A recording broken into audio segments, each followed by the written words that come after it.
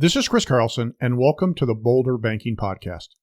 As you know, the Graduate School of Banking at Colorado is committed to sharing Boulder ideas and Boulder perspectives from industry leaders. During this year's annual school session, students had the opportunity to nominate fellow students who are demonstrating these Boulder ideas and perspectives. In this episode, we are featuring one of those nominees, Robin Banell. Robin is Executive Vice President and COO at First Enterprise Bank in Oklahoma City. I know you will enjoy this episode in which Robin shares an initiative she led to design and bring to fruition virtual telecommunication rooms that customers, local small business owners, and members of the Oklahoma City community will be able to utilize for meetings that will also allow for virtual attendees. So Robin, thanks for joining us today. Thank you for having me. So, Robin, we're going to talk about the Boulder Banker Initiative. But before we do that, give us a brief background of Robin. Okay. I started in banking back in 2000. It was right after Y2K. And I started with First Enterprise Bank. It was actually in 2001 when I started there. And I stayed for about 8 years. I left for my first officer's position. And then I spent the last 5 years with F&M Bank. I had the opportunity to come back last year. The chief operation officer was retiring, and the president and the CEO reached out to me and asked me if I would come talk to them. The bank was in kind of a transitional phase. We knew that we wanted to do things a little bit differently. They had brought on Keith Kirsten as the chief lending officer just within 5 months before me.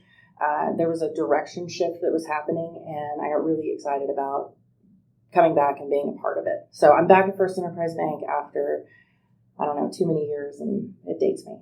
So it was Julie who nominated you for the initiative, right? It was, yes. What was it that you all talked about or she heard that would cause her to say, hey, look, she's got a story to tell? So it was funny. It was kind of just an offhand comment in a class. It was a response to something, but there was something about the community rooms that came up, and it's kind of an interesting initiative, and so I was just really grateful for her to give me that opportunity to tell the story. So tell us about the initiative. Okay, so we originally wanted to, kind of utilize technology. We're a small bank. We're just over $200 million in assets in Oklahoma City, and we are solidly in Oklahoma City, like within city limits all the way around. We have been driving to different locations to meet. We spend a lot of time on the road. We have a lot of mileage.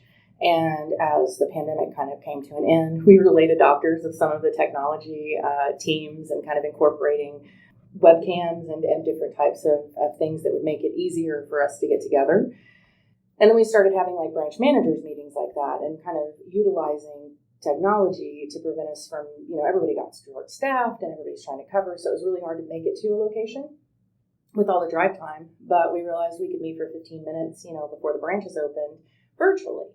And so we started talking about modernizing our conference rooms, and that kind of led us to, we can use these as training rooms as well. And then because Keith had worked at a previous institution that had VTC rooms, he said, hey, how do we feel about building these as community rooms? Make sure that they're outside the bank's network so that we're safe and IT doesn't want to yell at us. But how do we feel about having these virtual community rooms? We were met with our president and CEO, which maybe haven't been as largely a fan of adopting technology, but quickly, we got the momentum behind this and got the contracts executed. Yeah, so we're excited about being able to present this option in the community. This is multiple locations? It is. There's 4 locations in Oklahoma City. And so around there, you're going to have 4 of these rooms that organizations, companies in the community can use it. Yeah, that's our hope. We want to make sure that they have a meeting space where they can meet virtually as well, if that's convenient, if they want to have a board meeting or, if there's something that they need the space for and we can accommodate that. It just gives us one more way we can kind of live out our mission statement. We got the opportunity after 115 years of operating. We've never really had a purpose statement. And so we spent some time involving everyone within the organization and defining that for the first time. And so we came up with this purpose statement, and I say we because all of the employees within the organization had the final vote on it.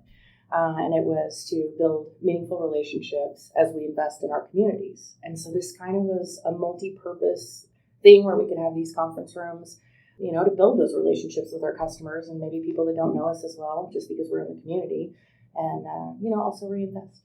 I'm going to go in the weeds with you for a second. Okay. Tell me a couple of things about the technology, what you put into the rooms. Okay, well, we're actually working with another local company, Nobel. They've done, I think everybody knows them for, phone systems, and they're a dealer of NEC, but they're in Oklahoma City. They're it's a family-run business, and we've worked with them before on different projects. And so we just got some information about like upgrading all of our phone systems to this new, thing for business continuity, actually.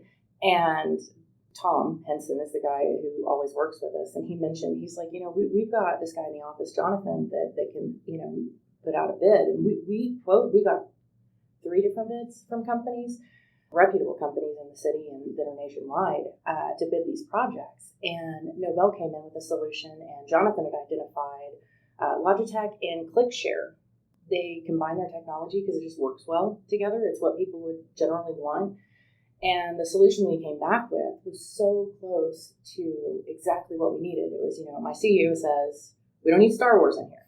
We don't need them. But, we did want to incorporate some of like the ease of use elements of technology. And so, so Logitech and ClickShare combined that. Jonathan knew about it. And then in the bids that they gave us, it was spectacular. It was exactly what we were looking for at this point in time. So an organization or a company can come into one of these rooms, and they can have a meeting, and they can send that out to multiple locations. Is that a fair statement? Right. So we're still in the process of incorporating all of the elements of the system.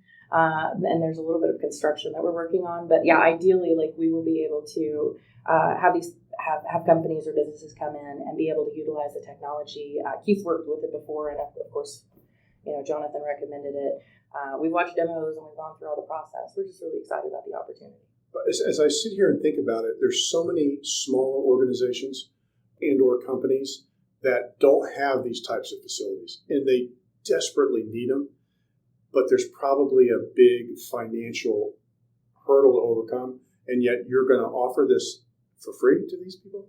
We are. We actually just want to get involved. We just want to be in Oklahoma City and support our local small businesses and, just integrate within. We're members of several of the different chambers around the city. And, we've hosted after hours meetings and events and things like that. This is just one more way that we feel like we can offer something that supports their business. When businesses are successful, banks are successful, especially community banks. So it's just one more way to make that happen. So we have listeners out there that are probably thinking, okay, Robin, what would be the first step I should take if I want to go down this road, or at least explore it? Yeah, convincing executive management that that's the way that you're going.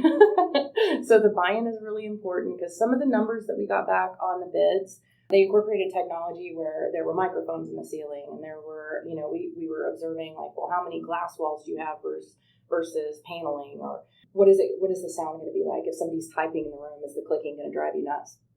So a lot of the minutia and the logistics and all of that kind of stuff is that happens whenever you're working with a company. Partnering with somebody who understands what you're looking for. We got really lucky because we just had a sidebar conversation with Nobel, and they ended up being awesome, and that worked for us. There are a lot of companies that bid these jobs, and you can make this as big as you want to. And if you were a bigger bank and you could offer it, I'm sure you could make these Star Trek rooms, and that would be great. But I think that's probably partnering with the right company to get the work done. Great. So people are going to have questions. What's the best way for somebody to contact you to say, help me, guide me to the initial steps? Oh, gosh. Well, we're small enough. You can actually just call First Enterprise Bank. I'm located at the headquarters. Well, the headquarters isn't interesting.